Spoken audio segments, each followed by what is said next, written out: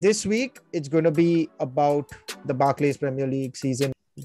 Sorry, not Barclays anymore. It's just a habit. The season has been lots of highs, lows, lots of drama, and just like the perfect Premier League season, I guess.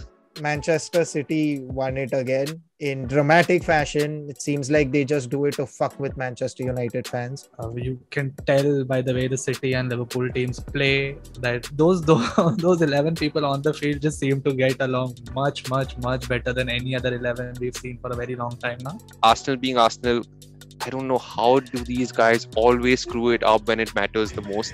Well, but you can't bag a lot of things with Spurs, unfortunately enough, for them, not for anyone else. But where I really did enjoy was Everton was in the relegation zone. I'm like, what?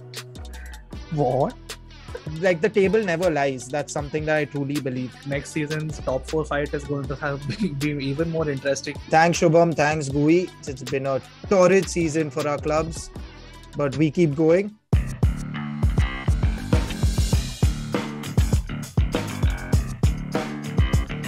So, Gui, firstly, your thoughts. No one's talking about this club, but firstly, your thoughts on Chelsea, because they ended up with 74 points. Third place was always secure, but still way off in terms of, obviously, Liverpool and City had extraordinary seasons. Let's face that. But do you think Chelsea underperformed in the end? Of course, ownership, all of that also played a factor. So first, your thoughts on Chelsea, and then you can speak about Arsenal season as well. I think Chelsea were never going to be part of the top 2 way before anything around the ownership issue arose, because I think maybe everyone just built very lofty expectations of Chelsea in the beginning, right? Oh, Lukaku, oh my God, they have a very good 11, to be honest, but the 11 never seemed to gel well enough to muster up like 90 points, right?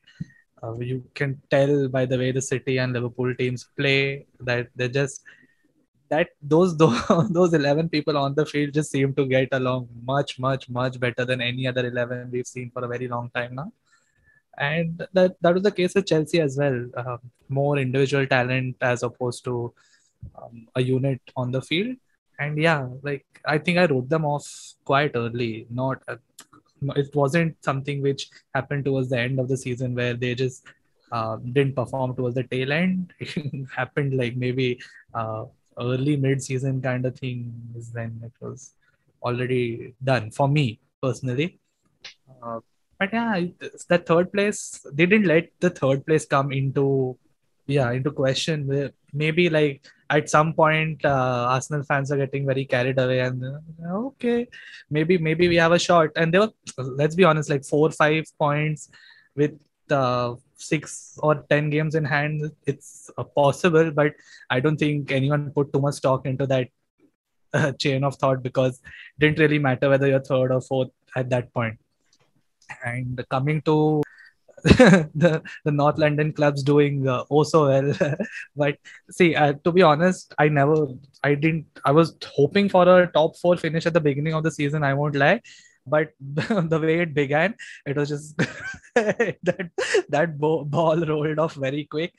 But somehow to be part of the contest, which is of course not enough by any standard, coming from, well, a club which has done well in the current century, so to speak, millennia, century, whatever, and well, maybe the last 10 years of the previous. It's not enough, but again, like, you can only taper your expectations based on how the season started off. Even with the signings, which were average, not the best. One signing which was like a marquee signing, who also turned out to be as injury prone as any other Arsenal player always is. With that, didn't start off well, managed to be part of the contest, which was fair.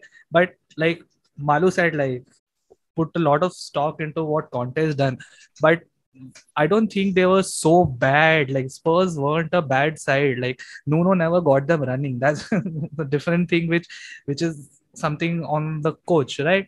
And Conte did, yes, he does what he does. Like, he's a serial winner, right? Like, always. First season, we're bagging something, well, but you can't bag a lot of things with Spurs, unfortunately enough, for them, not for anyone else. But yeah, I thought they would have it in the bag fairly early, like, but somehow Arsenal managed to be part of it. And again, I can't complain about the season because I had killed all hope. I am not complaining about Arsenal season.